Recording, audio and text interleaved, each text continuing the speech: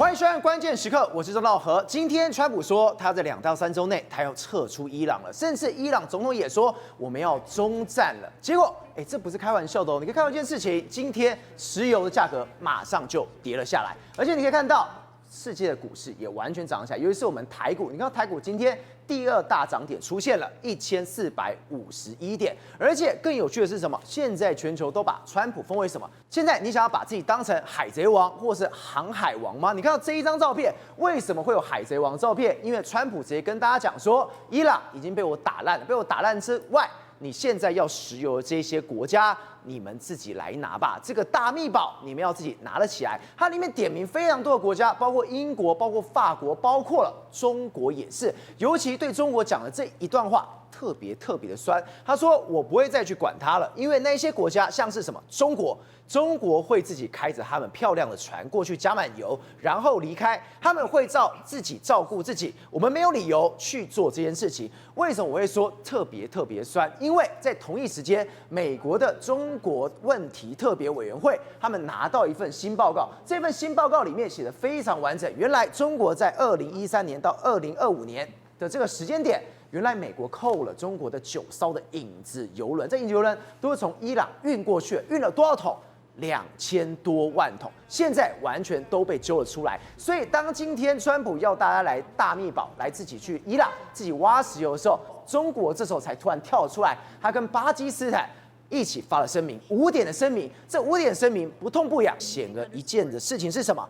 你中国在这一场战事里，你什么事情都做不到。好，我们先来介绍今天的来宾。第一位，财经专家黄世聪，大家好；时评人员张宇轩，好；资深媒体人姚慧珍，大家好；资深媒体人吕国珍，大家好；专家林廷辉，大家好；台湾新员黄志平，大家平安。好，最后一位资深媒体人吴正峰，大家好。松哥，今天我再给大家看一次这个梗图，海贼王、航海王，我真的觉得太有趣了。没错，川普竟然跟他讲说我要撤喽，我真的要撤喽，连伊朗总统都说我也要撤喽，我不打喽，就跟他讲来伊朗吧，我已经把它打烂了。对，要石油的自己来挖。但最有趣的是什么？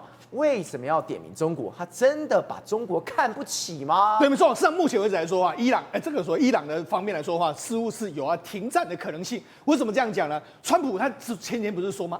我这个可以在没有控制荷姆兹海峡的时候，我就会结束这个战争。好，那他讲了非常多啊，说伊朗有跟我谈判啊，就没想到昨天晚上的时候，伊朗的总统裴泽斯基安他居然就说没有错，我们现在有跟美国在谈判，而且我有意愿要结束战争啊。这样一讲的话，好像真的战争结束有谱啦，曙光啦。对，好，昨天晚上美股大涨，那今天早上的时候，台股也出现一个大涨，史上第2大涨幅，涨了1451点。那台积电涨了95块，是史上涨的这个点数最高的一天。好，大涨的话，看起来的话，真的大家都非常开心嘛？没有，很多人不开心。为什么不开心呢？因为川普直接给你呛瞎了，他说 "Just take it"， 什么意思？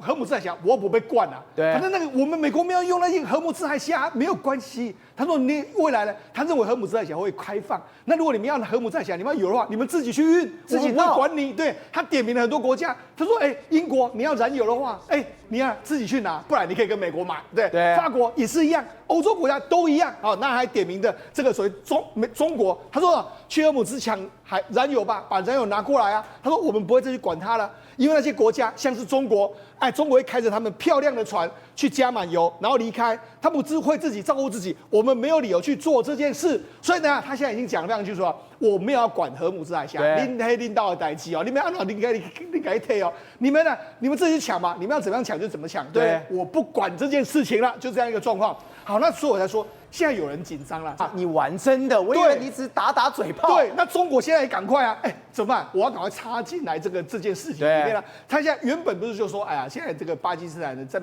这个美国跟伊朗，伊朗透过巴基斯坦那边谈嘛，就王毅马上就跟我说，我们也要跟巴基斯坦来谈。他所以说也要变成是说，我们是这个促成美伊和谈的对象之一嘛。而且松哥，今天大家觉得我在车子这个讨论这太好笑了。对，为什么今天会有航海王这个出来，叫大家去挖石油，甚至说什么想要石油吗？我把石油都放在这边去寻找吧。是，但是里面你刚刚提到最有趣，为什么英国跟法国除了紧张之外，最紧张的是中国？因为我在刚看出了这个，就是说今天这是美国的中国问题特别委员会，对，你刚刚讲那个数据，他们从2003年到到2025年哦，对，没错，到去年这段时间哦，你中国怎么从伊朗把这个油给运了出来？它全部都抓到，全部都抓到之后，它代表一件事情。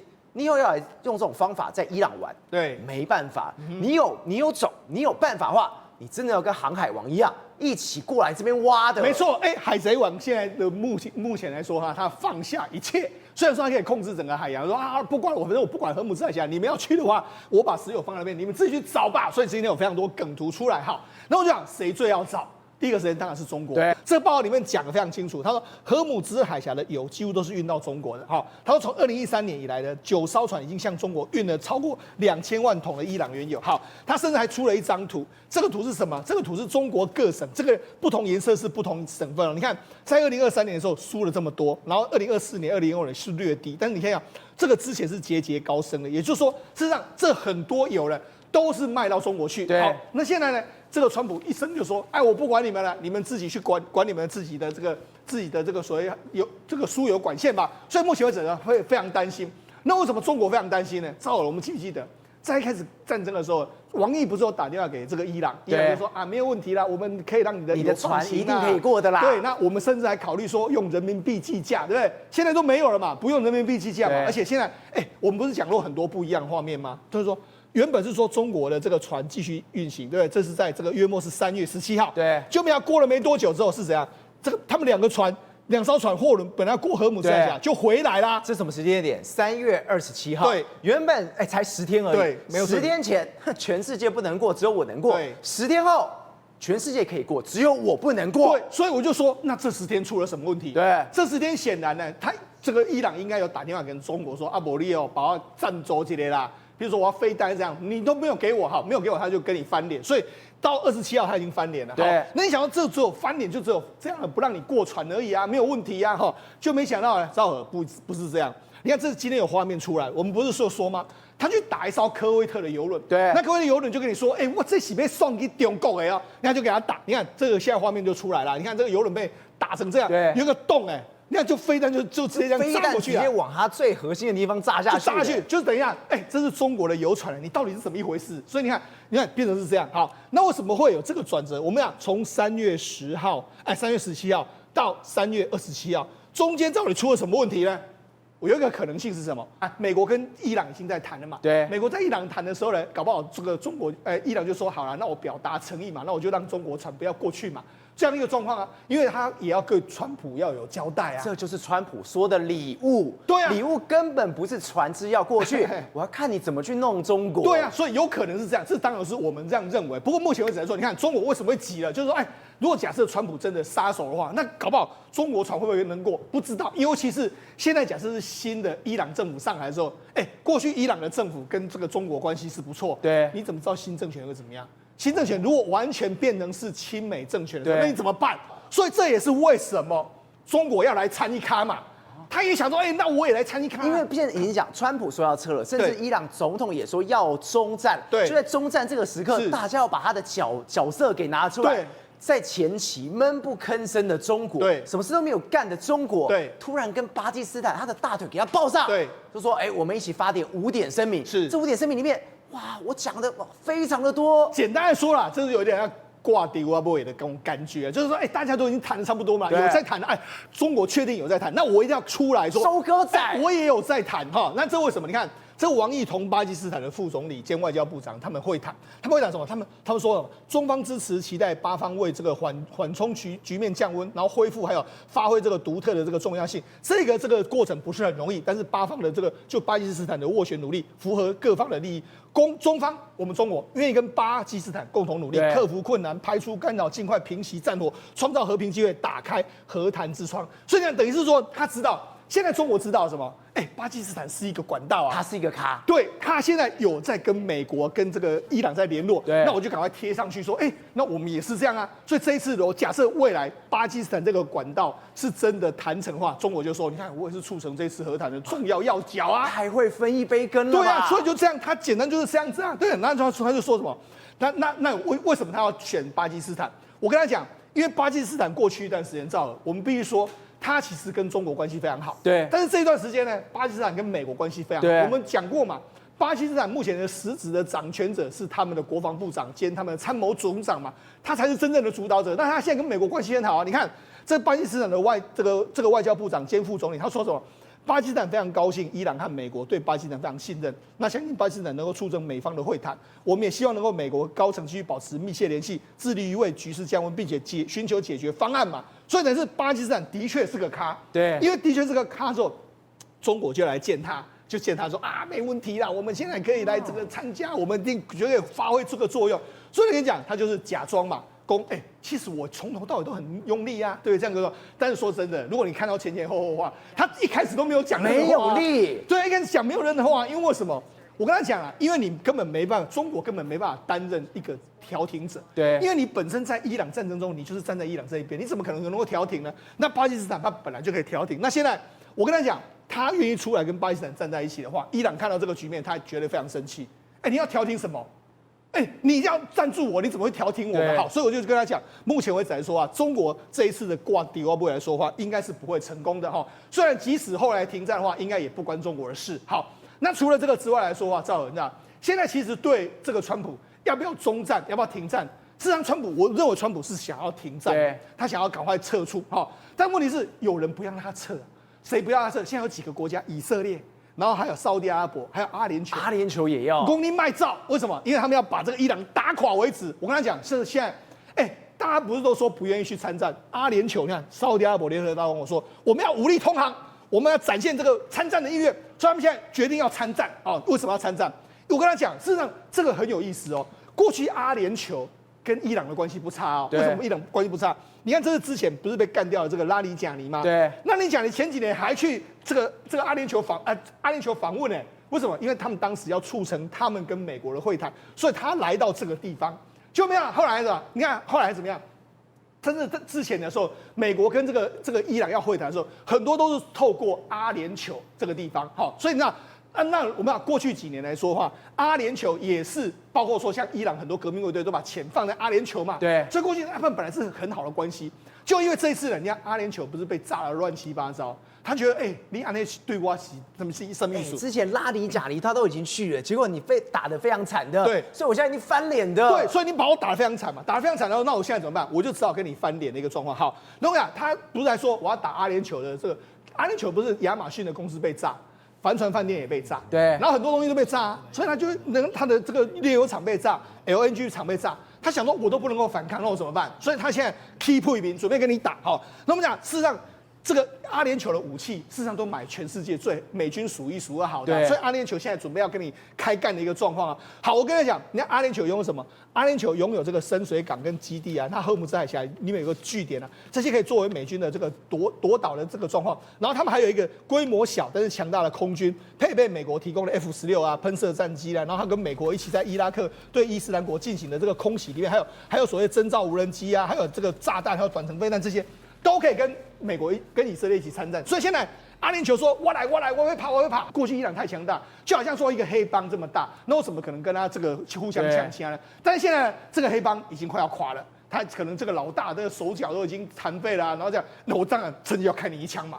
好不容易我后面有一个大老大在招我，当然开你一枪。阿联酋先来抢大秘宝，对，开你一枪。为什么要大秘宝？我跟他讲，实际上阿联酋在这边，这是这个伊朗他们两个国家实际上在过去是有所谓的岛屿争议的。对，为什么？我们刚才讲这几个阿布穆萨岛，还有大小通布岛，这几个岛在这个所谓在荷姆斯海峡中间这几个岛，照我讲过去是属于阿联酋。对。但是呢，在1971年的时候，伊朗把它占领。伊朗占领之后，所以这几个岛变成是伊朗的。他现在要夺岛了。对，他现在就是说，为什么你美国人给我占到最后说，我敢把这几个岛夺下，我可以控制整个荷姆斯海峡。所以说新仇旧恨啊，好不容易让这阿联酋打到一个机会了，我有这个正义之师，我可以出兵，而且我现在的确有能力可以打你，好好的揍你一顿，发泄我这10几年来难以消解的一个闷气。提问老师，如果真的像刚刚讲的，今天川普已经说2到3周内撤出，甚至伊朗总统也说他就不要打了，那就代表这个停战的曙光已经来了。那停战曙光来之后，我们发现一件事情哦，中东的板块，中东恐怕会出现一个新秩序，而且这新秩序我们看到一个人非常妙。之前我们还是笑他说什么沙拉，叙利亚的总统，他是恐怖分子去找美国总统，那种我们还在节目上面讲，就更有趣的来了。他最近还穿梭到了欧洲去，还跟他们讲什么？如果你的荷姆斯被封了，不要怕，我叙利亚这个地方，我可以帮你出口天然气。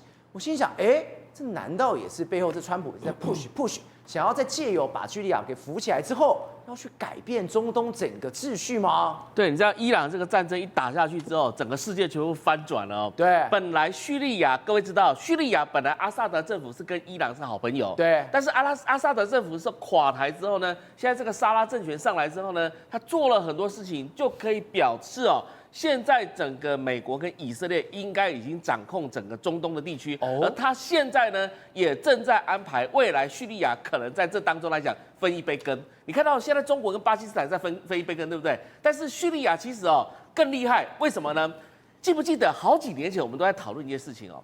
德国为什么会产生所谓的右翼的政权出现？是因为主要的原因是因为太多的叙利亚人难民逃难到欧洲去，搞得整个欧洲乱七八糟的。现在整个反过来了，现在反过来是叙利亚跑到欧洲去，告诉欧洲说我可以帮你们了。对，这你知道他讲什么吗？如果荷姆兹海峡跟红海都遭受到这个侵扰的情况之下，没关系，走我叙利亚这一条航道。叙利亚这边来讲的话，它可以陆上拉油管拉出来，到了地中海之后呢，让你们欧洲船直接在地中海接驳之后，直接进入到欧洲去。你觉得天使了？对，你觉得欧洲这些国家听到了会不会很开心？爽死了！是啊，特别是什么？他找哪些国家？英国、法国、德国，这些就是什么？这些就是使用中东的这些原油最重要的这些国家。所以沙拉的这种做法呢，其实就可以看得出来。战事来讲的话，可能会有一些新的安排。那现在沙拉呢，他除了你看到了这个英国，他需要这些地方访问之外，他其实也在做什么事情？因为川普早就已经把叙利亚的所有的管制、限制、禁运全部打开了，对，现在就是在找这些资金，他可以投资在叙利亚，所以未来叙利亚也是可能成为一个富有的国家，对，所以不要小看这个国家，因为他以前跟伊朗虽然非常好，但是现在整个局面全面翻过来的情况之下，你觉得像伊朗这种国家，虽然内部分成三派，现在都在争取什么东西？到底谁能够代表伊朗可以跟川普来好好谈？对，让伊朗也可以脱胎换骨，让伊朗也可以成为这个所谓的这个富裕的国家。所以我们看到这几个国家都在什么？都在竞逐关系了。对，所以战事其实大概已经告一段落了。那我们看到中国的角色。中国真的不行，真的不行，真的不行。他不是把巴基斯坦狠狠的抱住了，不是有5点声明不是出来了吗？你看到前几天都在讲什么事情？说什么巴基斯坦出来要调停，对不对？其实我后来看到这个新闻就知道背后原来是中国在那边搞鬼。中国是把巴基斯坦推到前面去说，你去调停，我来背后资助你。然后你再跑来，你看巴基斯坦现在跑到北京去，然后跟北京之间呢发布这个所谓的5点倡议。这5点倡议你自己看一下。立即停止敌对行动，对，然后开启和谈，然后确保非军事目标这个安全，对，确保航道安全确保联合国宪章的首要地位，有讲跟没讲一样。对，你看他讲这些东西干什么？他讲这些东西不是全世界大家都要的东西吗？重点在哪里？重点是你中国要怎么做？你要派兵去吗？你要派解放军去护航吗？不敢去啊！你要去这个协助，你要去协助伊朗，还是要协助美国去平定这个整个伊朗的一个状况呢？还是你想做什么事情？你想主持公道吗？谁会愿意到你中国这边来进行谈判？所以现在中国在做什么事情？他也想分一杯羹啊，他只是不好意思，脸拉不下来而已啊。因为他支持以前的小老弟，这个伊朗来讲的话，现在伊朗被打得稀巴烂，然后伊朗内部来讲，三股势力也一直跟着这个川普在求饶啊！很多人认为说，伊朗怎么可能跟川普求饶？你看一下伊朗讲什么话？你说伊朗说，那个武装部队发言人竟然讲说，美国你竟然不要派那个所谓的2000多名的武装部队来地面部队来，你敢登陆的话，我告诉你，我们波斯湾的鲨鱼就会把你咬死。我告诉你啊，波斯湾的鲨鱼。如果说连一个政府发言人的话随便乱讲话，说鲨鱼会咬死人的话，我告诉你啊，这就是一个儿戏的概念，这就是什么概念？战争即将结束了啦！你再看川普怎么讲话，川普说：“你这些伊朗要威胁什么 Google 啊，威胁什么苹果啊，美国企业啊，对不对？用什么威胁？你要用玩具枪吗？对不对？你看现在这个总统啊，直接呛那个武装部队啊、革命卫队啊，说我要跟你谈，我要跟川普谈，结果你们在那边扯后腿，对不对？现在就是这个伊朗内部来讲的话，假设如果有一个是谈的地尔是川普满意的，对，而川普也愿意去支持他，那这一场战事就马上随时就结束掉。所以现在变成什么？就要结束的情况之下，也难怪中国现在冲在第一个，赶快去跟巴基斯坦赶快发这个声明出来。但是我们刚才有讲哦，这个中国问题委员会里面也特别拿出了你的影子邮轮怎么样去走，怎么样去弄。你未来真的还能在伊朗拿到石油吗？不是，重点是中国在中东这个地方，你得罪了伊朗就算，你也连波湾国家你都得罪，对，然后你连最后来讲呢，美国跟以色列这边你也得罪，对，你所有人全部得罪光，为什么？